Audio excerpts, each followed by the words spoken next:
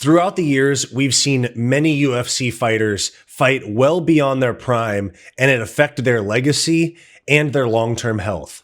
BJ Penn, Chuck Liddell, all fighters that should have called it quits much, much sooner. Today, we're going to be taking a look at 5 UFC fighters still fighting that need to retire right now. I'm Wyatt, and this is Fight Society. The first fighter that needs to call it quits on their UFC career, former light heavyweight title challenger, Dominick Reyes. Now, Dominick Reyes has suffered some brutal knockouts along with some very serious injuries that could affect his long-term health. And that's why, in my opinion, he needs to call it quits.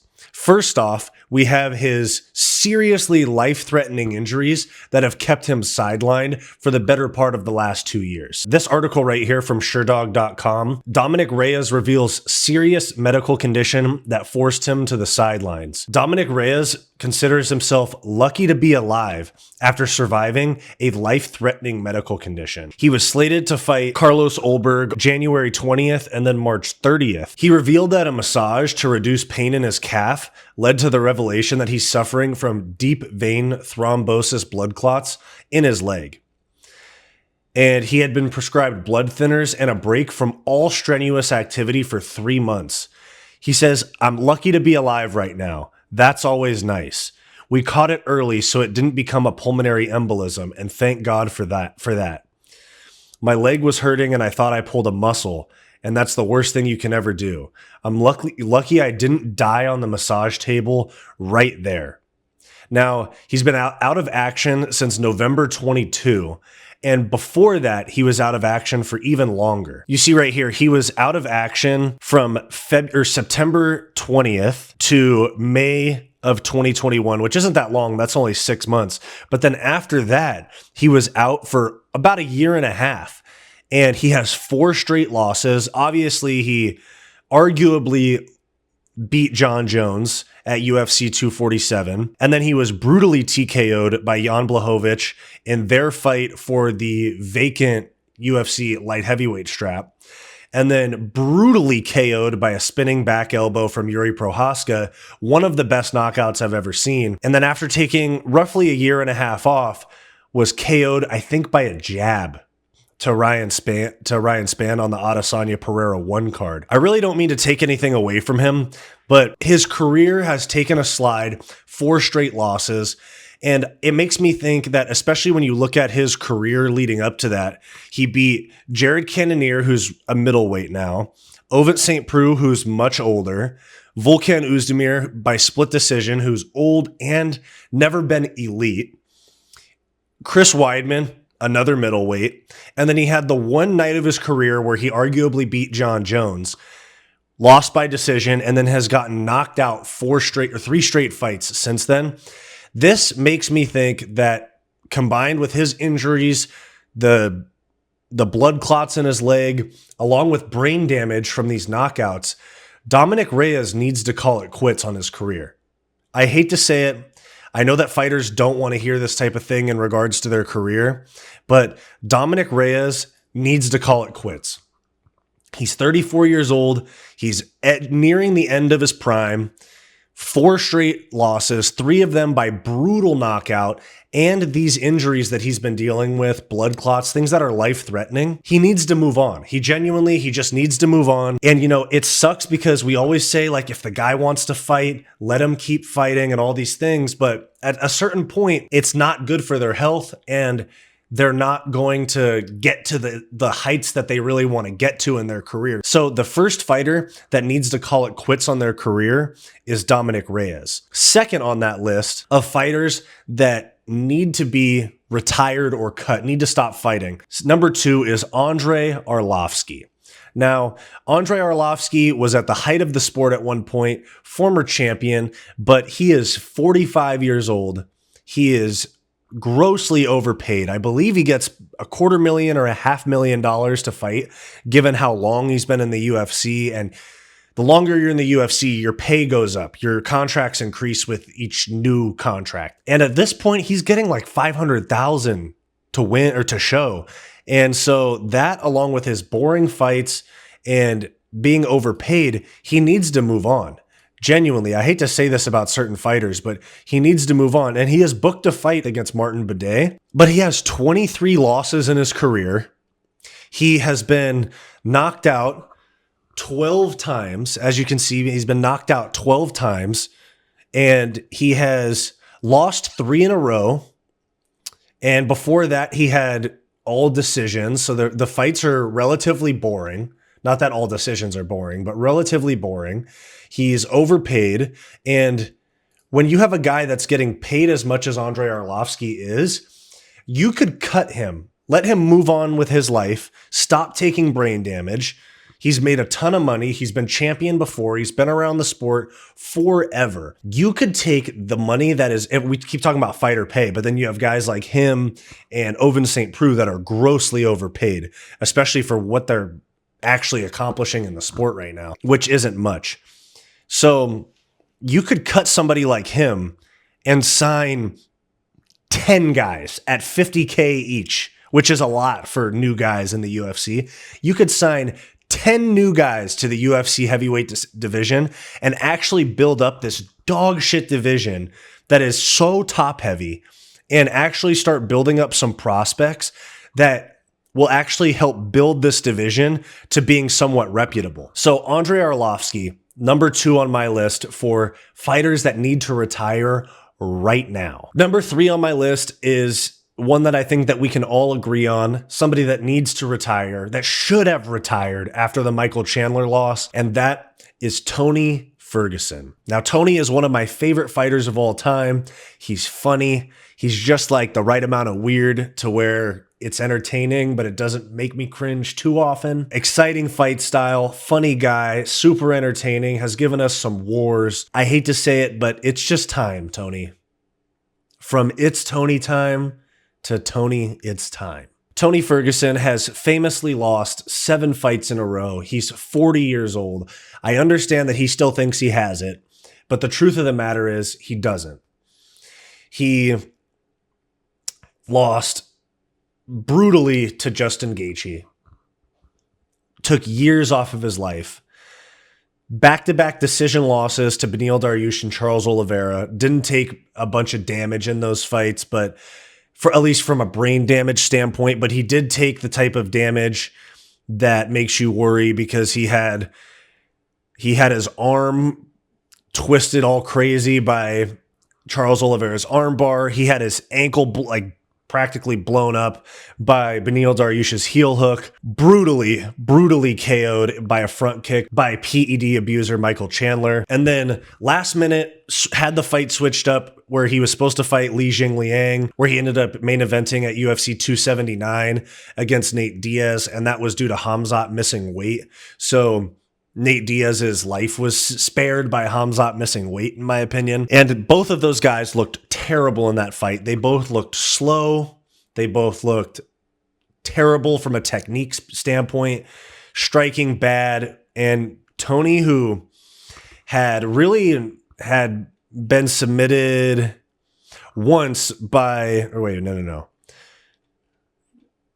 Tony who had been submitted back in 2009, got submitted in back-to-back fights. Nate Diaz caught him in a guillotine, and then Bobby Green really beat the crap out of him and then put him in an arm triangle and put him to sleep, and then followed up by a competitively decisive decision. Tony didn't totally get his ass whooped by Paddy, because Paddy's pretty overrated. Paddy can't hurt anybody on the feet, but he was dominated on the ground. And at this point, Tony needs to retire. I think we can all agree on that.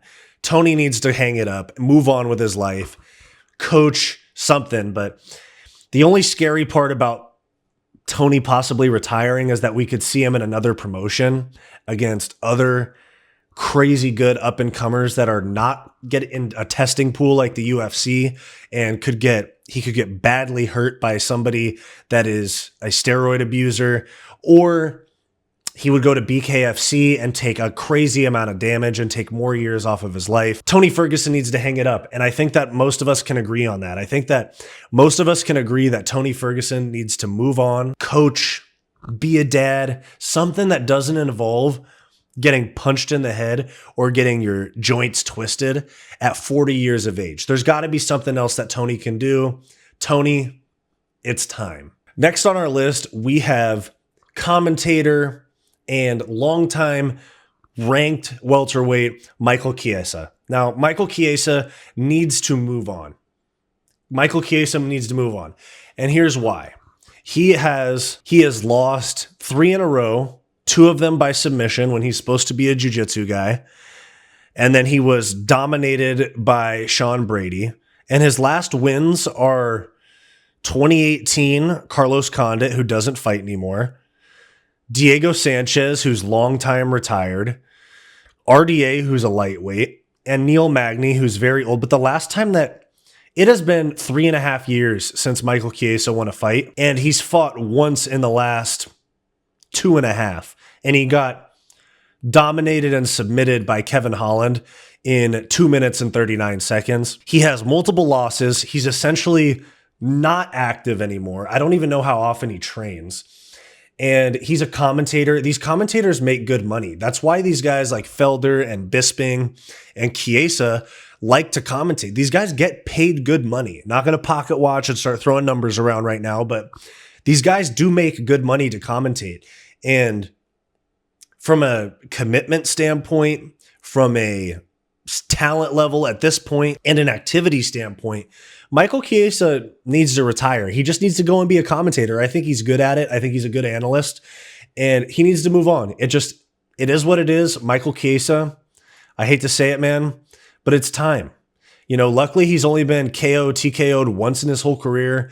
Not like he's taken some insane amount of brain damage. You've beat the system, dude. You got the commentating job that you can do until you're fucking 60. Just as long there is no retirement like from a body standpoint. Like your body doesn't give out. You're not out of your prime. From a commentary standpoint, you beat this. Wow, he has 0 TKO wins in his career. That's wild. But you beat the system, man. Get out now while you're ahead. Don't be like, you know what? I still got one more in me. You got smoked by Kevin Holland, who I thought was going to be a problem at 170, but he's proven himself to be middle of the pack as far as ranked welterweights go. And Michael Chiesa, you're not there anymore, man. Move on. The final fighter that I'm going to mention today, this is going to be a divisive one. Some of us agree, some of us strongly disagree. The number 1 or the number 5 fighter that needs to call it quits is Conor McGregor. Now, this comes with the caveat. I think he should have retired already, but especially if he loses to Michael Chandler at UFC 303, if he gets brutally KO'd, Conor, move on. If you should have moved on already. You're not committed to this. You're not committed to this. It is what it is. You're on yachts. You're smoking. You're on the whites. You're on the premium Colombian whites. It is time to go. Now, I understand. I could be proven extremely wrong if he looks amazing against Michael Chandler and moves on to a BMF fight with Max Holloway or gets a 155 title shot off of a win over off of a win over Michael Chandler. If Conor McGregor, especially if he loses to Michael Chandler, he needs to move on. He is a movie star. He has so much money. He is a blatant drug and alcohol user. Not that that's like the end of the world. I mean, it's okay to drink a little bit, smoke a little weed, whatever, but he's obviously using a little something heavier. You know what I'm saying? And on top of that, Conor McGregor is... I just want to put this into perspective, and a lot of you guys know this. I want to put this into perspective for you from Conor McGregor's career. Conor McGregor's last win was January of 2020, January 18th, 2020. Now, when it comes around that he actually fights, when he actually comes around and fights Michael Chandler on June 29th, it is going to be 4.5 years since Conor McGregor won a fight. And given, especially with his terrible injury against Dustin Poirier, it's going to be almost 3 years to the day. It's like a week and a half short of 3 years to the day since his injury against Dustin Poirier. Brutal. Nobody's ever looked the same. Nobody's ever looked the same. Anderson Silva broke his leg, didn't come back ever the same. Chris Weidman broke his leg, hasn't been the same since he came back. And his last, it's just crazy to think that if you just include the Donald Cerrone win, Conor McGregor has one win. Conor McGregor has one win in 8 years. 7.5. Let that sink in. Conor, I thought it was time for you to call it quits, ride off into the sunset, enjoy your almost billions at this point, star in your movies, make more movies, start more businesses, make your fucking killing off of the whiskey and all this stuff, move on. But especially, I could get proven wrong. I'll happily admit, because I want to see Conor win, that it's fun when Conor is winning. Conor with a belt, with the BMF belt, maybe even with a 155 belt, or if they end up introducing a 165 division, it would be time to go if he lost. But I would love to see him win. But with that said, Conor, if you lose to Michael Chandler, especially in brutal fashion, if you don't look like even a portion, a fraction of your former self at UFC 303, and you take a very unimpressive loss, it is time to go. You're the reason that many people got into the sport. He's the reason I got into the sport. But if you lose to Michael Chandler, you got to move on, man. That's what I got for you guys today. Today, 5 UFC fighters that need to retire right now. Let me know in the comments what you think. Should any of these guys try to keep going? Maybe in another organization? There's always PFL where washed up UFC guys can go win $1 million. Let me know your guys' thoughts down below. Did I miss anyone? Let me know in the comments down below. If you like this video and you want more content just like this, click that subscribe button down below. If you want more content from me, go check out my weekly comedy podcast, the Hissyfit podcast, and go check out my personal channel, Wyatt's World. Go watch this suggested video, and I'll see you next time.